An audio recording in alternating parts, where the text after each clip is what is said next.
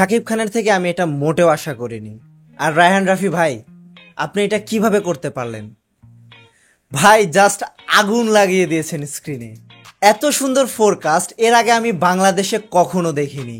শাকিব খানের তাণ্ডব সিনেমার ফোরকাস্ট রিলিজ করা হয়েছে 1 মিনিট 30 সেকেন্ডের ফোরকাস্ট, যেখানে শাকিব খানকে এত সুন্দরভাবে দেখানো হয়েছে যেটা দেখলে আপনার সিনেমা দেখার আগ্রহ অবশ্যই অনেকটা পরিমাণ বেড়ে যাবে। Welcome to the show. Shakib খানের ফেস দেখানোর যে হাইপটা, সেটা বিল্ড করা থেকে শুরু করে ভালোভাবে ডেলিভারি করা পর্যন্ত সবকিছুই যেন ছিল তাণ্ডবের ফোরকাস্টে। আমরা প্রথম সিনেই শাকিব খানকে দেখতে পাই এক হাতে বন্দুক আর আরেক হাতে একটি মাস্ক, এবং সে টিভি স্টেশনে ঢুকছে। টিভি স্টেশনে ঢুকেই সে তাণ্ডব চালাচ্ছে। আমরা হলিউড, বলিউড বিভিন্ন সিনেমাতে নায়কদেরকে সেলিব্রেট করতে দেখি। এই টিজারেও খুব সুন্দরভাবে শাকিব খানকে সেলিব্রেট করা হয়েছে। তার পিছনে যে ব্যাকগ্রাউন্ড মিউজিকগুলো বাজছিল এবং র্যাপগুলো যে শোনা যাচ্ছিল, সেটা কিন্তু এই সিনগুলোর সাথে খুব ভালোভাবে যাচ্ছিল, এবং আমি পার্সোনালি খুব বেশি এনজয় করছিলাম এই ফোরকাস্টটি দেখার পর। শাকিব খানের তুফান সিনেমার টিজার যখন দেখেছিলাম, তখন কিন্তু ঠিক এরকমই হাইপ বিল্ড হয়েছিল। এরপরে তার বরবাদ সিনেমাটি আসলো। বরবাদ সিনেমাতেও কিন্তু খুব ভালোভাবে সবকিছু ডেলিভার করা হয়েছিল, এবং তাণ্ডব সিনেমার ফোরকাস্ট যেন সবকিছু ছাপিয়ে গেল, এবং সবার উপরেই এই সিনেমাটিকে এখন রাখা যেতে পারে। এই ফোরকাস্টে কিন্তু সাবিলা নূরকে দেখানো হয়নি, তাকে কিন্তু এখন পর্যন্ত লুকিয়ে রাখা হয়েছে। তাকে শুধু বিভিন্ন লিগ ভিডিওতেই দেখা গিয়েছিল রোম্যান্সে। তো এই ফোরকাস্টে কিন্তু রোম্যান্সের কোনো সিটে ফোটাও নেই, অর্থাৎ তাকে নিয়ে কিন্তু একটা বড় সড়ো ধোঁয়াশা রয়ে গিয়েছে। তাছাড়া শাকিব খান যে একটি টিভি স্টেশনে ধ্বংসযজ্ঞ চালাবে, সেখানে পুলিশ না পেরে সোয়াট টিম আসবে। সব পুলিশ স্টেশনকে 10 নম্বর মহাবিপদ সংকেত দেখাতে বলা হয়েছে, এবং সোয়াট টিমের সাথে খুব ভালোভাবে ফাইটিং সিন দেখানো হয়েছে। এবং এখানে একটা সিনের কথা না বললেই নয়, একটা সোয়াট টিমের মেম্বারের গুলি করার দৃশ্য দেখানো হয়েছে, যেখানে গুলি ধরার স্টাইলটা খুবই ইউনিক ছিল এবং দেখে লাগছিল খুবই প্রফেশনাল। তো এই ফোরকাস্টটি যে খুব ভালোভাবে কাট করা হয়েছে সেটা কিন্তু বলা যায়। তারা প্রত্যেকটা ডিটেলসের দিকে নজর দিয়েছে এবং একটা ইন্টারন্যাশনাল টিজার হিসাবে প্রেজেন্ট করেছে। আমরা যদি শাকিব খানের আগের দুটো অ্যাকশন সিনেমা তুফান এবং বরবাদের সাথে তুলনা করি, এখন পর্যন্ত এই ফোরকাস্টটি কিন্তু ওই দুইটা সিনেমার থেকে এগিয়ে রয়েছে।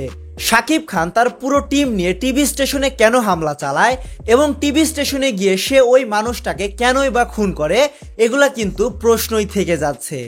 তো এই জিনিসগুলো দেখার জন্য আমাদেরকে অবশ্যই সিনেমা হলে গিয়ে সিনেমাটা দেখতে হবে। তাণ্ডবের ফোরকাস্টে যদি আপনারা লক্ষ্য করেন, তাহলে দেখতে পারবেন এর বিজিএমটার দিকে খুব ভালোভাবে কাজ করা হয়েছে।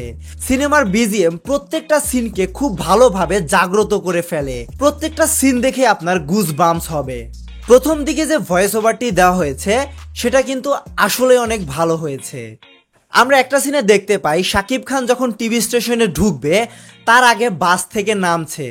দেখে মনে হচ্ছে তার পায়ের নিচে পুরো দুনিয়া রয়েছে এবং সে যা করতে চায় সবকিছু করতে পারে। সে পুরো সিনেমাতে ধ্বংসযজ্ঞ চালাবে এবং টিভি স্টেশনকে পুরো উড়িয়ে দেবে।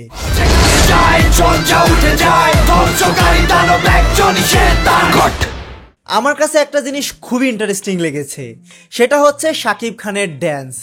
ব্যাকগ্রাউন্ড মিউজিকের সাথে শাকিব খান যখন ড্যান্স দেয়, ভাই তাকে পুরো ভিলেনিয়াস লাগছে। মনে হচ্ছে এই ক্যারেক্টারটি যে কোনো সময় যে কোনো কিছু করতে পারে। দর্শকরা তার কর্মকাণ্ড হয়তো প্রেডিক্টই করতে পারবে না, সে এমন কাজ করে বসবে। এই সিনেমাতে কিন্তু একটি ক্যামিও রয়েছে। তো রোশানকে নাকি এই সিনেমাতে ক্যামিও দেওয়ার জন্য ডাকা হয়েছিল, কিন্তু সে মানা করে দিয়েছে। তো রোশান এই সিনেমার জন্য প্রস্তুত না থাকায় এই সিনেমার ক্যামিও থেকে সে সরে গিয়েছে, এবং সে একটা ইন্টারভিউতে বলেছে এই সিনেমাতে নাকি তার থেকেও বড় একটা স্টারকে কাস্ট করা হয়েছে ক্যামিওর জন্য। আমার পার্সোনালি কেন যেন মনে হচ্ছে এই ফোরকাস্টটা দেখার পর যে তাণ্ডব সিনেমার ক্যামিওতে আরিফিন শুভই থাকতে যাচ্ছে। কারণটা কি আপনাদেরকে বলে দেই, এখানে কিন্তু সোয়াট টিমের একটা অপারেশন রয়েছে। তো এর আগেও কিন্তু আমরা অন্য সিনেমায় আরিফিন শুভকে সোয়াট টিমে দেখেছি। তো আরিফিন শুভর বডি ফিটনেস অনুযায়ী সে কিন্তু পুলিশ বা সোয়াট টিমের সাথে খুব ভালোভাবে যায়। তো এর জন্যই হয়তো তাণ্ডব সিনেমায় তাকে ক্যামিওতে দেখা যেতে পারে একজন সোয়াট টিমের মেম্বার হিসেবে। আর এটা হলে কিন্তু মন্দ হবে না আমার কাছে। আমি কিন্তু খুব বেশি এনজয় করব যদি আরিফিন শুভ এই সিনেমার ক্যামিওতে থাকে। এই টিজারে শাকিব খান এবং জয়া হোসেনকে আসলে খুব ভালোভাবে প্রেজেন্ট করা হয়েছে। আর ভিলেনের চরিত্রটা কিন্তু এখনো রিভিল করা হয়নি। তো এই জিনিসটাও কিন্তু ধোঁয়াশায় থেকে যাচ্ছে। একটা সিনেমার জন্য ভিলেন কিন্তু খুবই গুরুত্বপূর্ণ। একটা ভিলেনের জন্যই একটা হিরো খুব ভালোভাবে স্ট্রং হয়। তো সামনে যদি তাণ্ডব সিনেমার কোনো ট্রেলার আসে, সেখানে আমি চাইবো যে শাকিব খানের মতোই তাকে যেন খুব ভালোভাবে স্ট্রং করে দেখানো হয়। না হলে কিন্তু সিনেমাতে তেমন একটা মজা পাওয়া যায় না। এখন পর্যন্ত তাণ্ডব সিনেমাটা তার হাইপ যথেষ্ট পরিমাণ বজায় রেখেছে। ওভারঅল টিজারটা আমার কাছে অনেক ভালো লেগেছে। তবে একটা কথা বলতে চাই, এই টিজারটা হয়তো আরেকটু বাড়ানো যেত। কেন যেন মনে হচ্ছে যে আরেকটু আমার দেখতে মনে চাচ্ছিল, তাহলে কিন্তু মন্দ হতো না। মানে শেষে কিন্তু একটা ব্লাস্ট দরকার ছিল। শাকিব খান যখন লাস্ট সিনে ক্যামেরার দিকে তাকিয়ে কিছু একটা বলে, সেই সিনটা বাদ দিয়ে যদি একটু ফাইটিং সিন দেখানো যেত, তাহলে কিন্তু টিজারটা পুরো স্বয়ংসম্পূর্ণ হতো। শুধু এই সিনটা বাদে বাকি সব কিছুই কিন্তু হাইপ ক্রিয়েট করার মতো ছিল। তো আমি চাইবো তাণ্ডব সিনেমার টিম যেন খুব তাড়াতাড়ি বিভিন্ন গান এবং এর ট্রেলারটা রিলিজ করে। রায়হান রাফি যদিও কোনো সিনেমার ট্রেলার রিলিজ করে না, তারপরে আমি তাণ্ডব সিনেমার জন্য তাকে অনুরোধ করব সে যেন এই সিনেমার ট্রেলারটা ঈদের আগে রিলিজ করে, কারণ এই জিনিসটা দেখার জন্য আমি অধীর আগ্রহে বসে থাকব। তো আপনারা যদি আমাদের চ্যানেলটা সাবস্ক্রাইব করে না থাকেন, এখনই আমাদের চ্যানেলটা সাবস্ক্রাইব করতে পারেন। আপনাদের সাথে ছিলাম আমি রঞ্জন। রিভিউ বাইয়ের সম্পূর্ণ ভিডিওটি দেখার জন্য ধন্যবাদ।